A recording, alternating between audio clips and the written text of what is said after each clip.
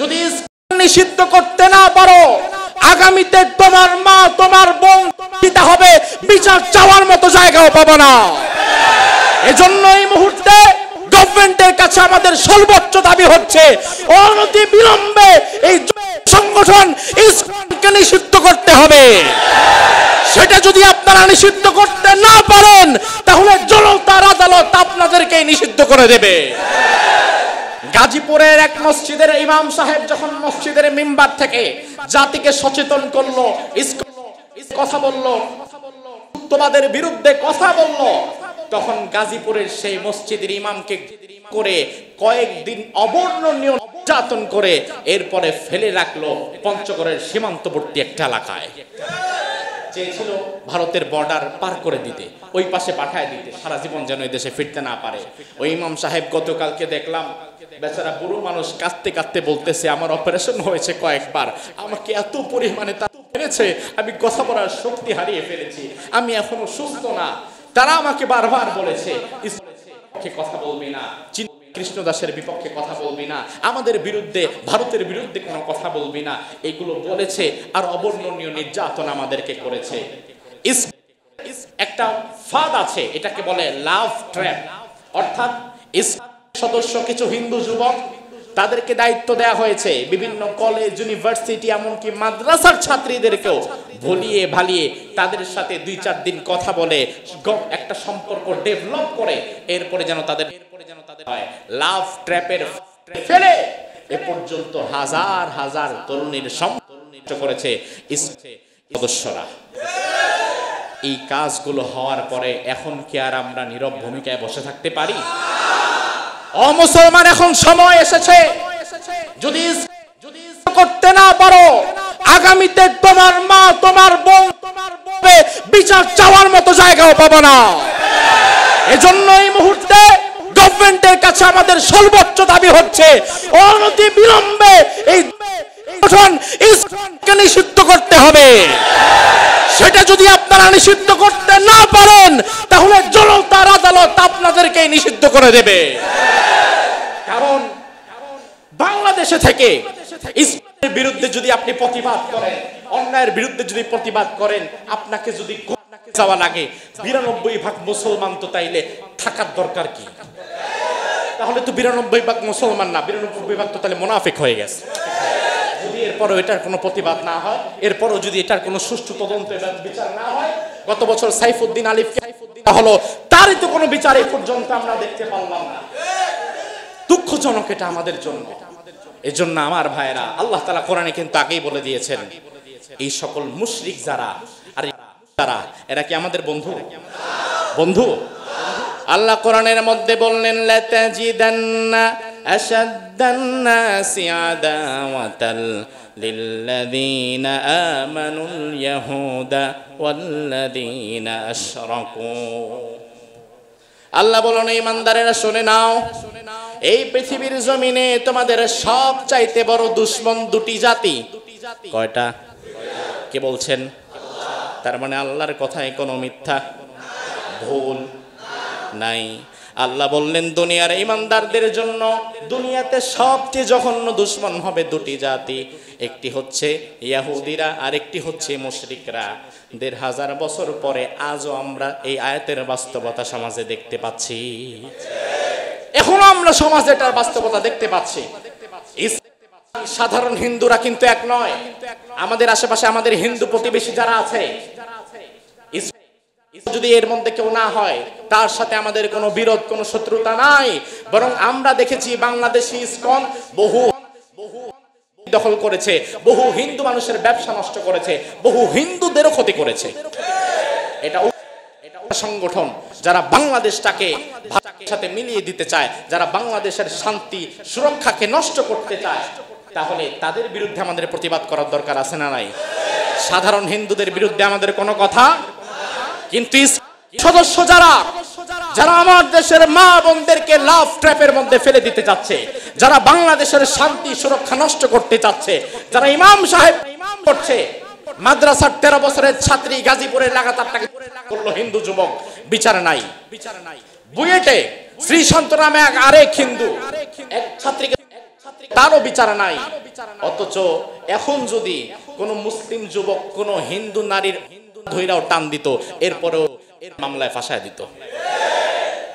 অথচ আমরা নিজ দেশেই যেন আজ মজলুম হয়ে গেছি। তার কারণ হচ্ছে যেই জাতির লোকের আল্লাহর দেওয়া সংবিধান বাদ দিয়ে ডক্টর কামালের সংবিধান দিয়ে দেশ চালায়, ওই জাতির ভাগ্যে এর চেয়ে খারাপ কিছু সামনে থাকবে। আল্লাহর সংবিধানের দিকে ফিরে আসেন। জাহিলিয়াতের সংবিধানে দেশ চালালে কোনোদিন বিচার পাবেন না। যদি নিষিদ্ধ করতে না পারো, আগামীতে তোমার মা তোমার বোন দিতে হবে, বিচার চাওয়ার মতো জায়গাও পাবো না।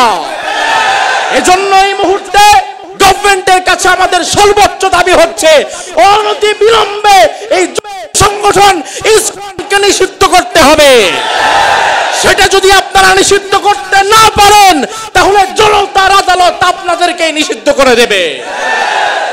গাজীপুরের এক মসজিদের ইমাম সাহেব যখন মসজিদের মিম্বার থেকে জাতিকে সচেতন করলো, কথা বললো, মুক্তবাদের বিরুদ্ধে কথা বললো, তখন গাজীপুরের সেই মসজিদের ইমামকে করে কয়েকদিন অবর্ণনীয় নির্যাতন করে এরপরে ফেলে রাখলো পঞ্চগড়ের সীমান্তবর্তী একটা এলাকায়। চেয়েছিল ভারতের বর্ডার পার করে দিতে, ওই পাশে পাঠায় দিতে, সারা জীবন যেন এই দেশে ফিরতে না পারে। ওই ইমাম সাহেব গতকালকে দেখলাম বেচারা বুড়ো মানুষ কাঁদতে কাঁদতে বলতেছে, আমার অপারেশন হয়েছে কয়েকবার, আমাকে এত পরিমাণে মেরেছে, আমি কথা বলার শক্তি হারিয়ে ফেলেছি, আমি এখনো সুস্থ না। তারা আমাকে বারবার বলেছে কথা বলবি না, কৃষ্ণদাসের বিপক্ষে কথা বলবি না, আমাদের বিরুদ্ধে ভারতের বিরুদ্ধে কোনো কথা বলবি না, এগুলো বলেছে।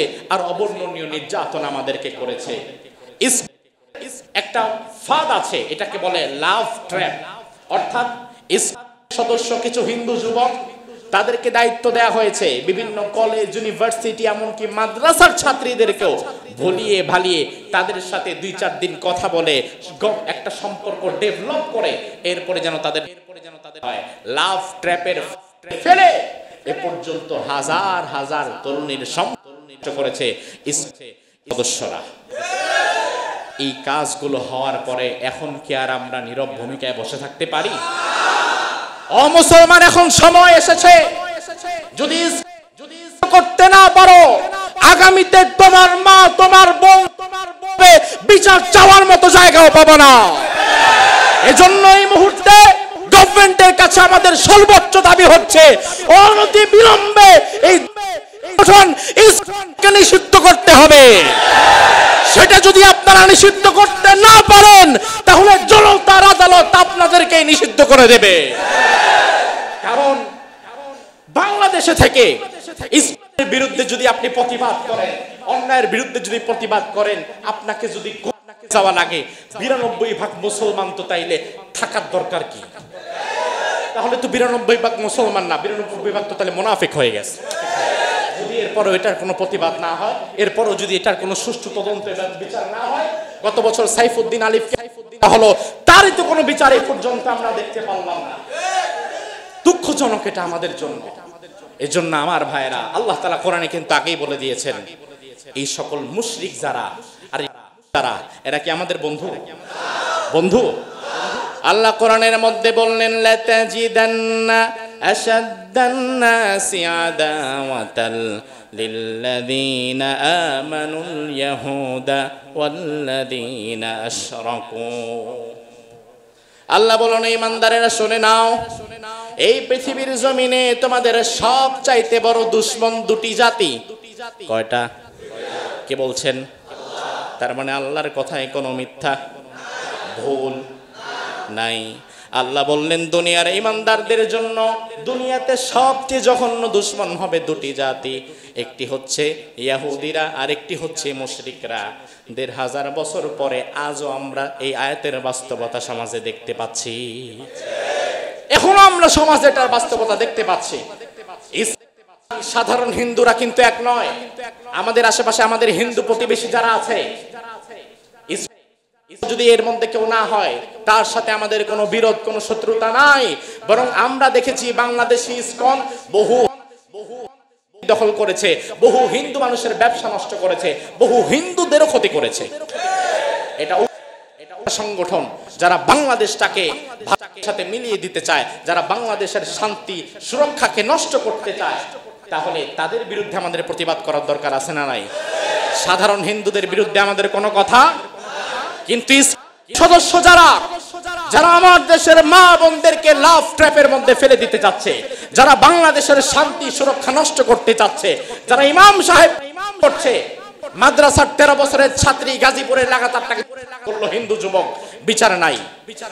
বুয়েটে শ্রীসন্ত নামে এক আরেক হিন্দু এক ছাত্রীকে, তারও বিচার নাই। অথচ এখন যদি কোন মুসলিম যুবক কোন হিন্দু নারীর ধৈরাও টান দিত, এরপরেও এর মামলায় ফাঁসায় দিত।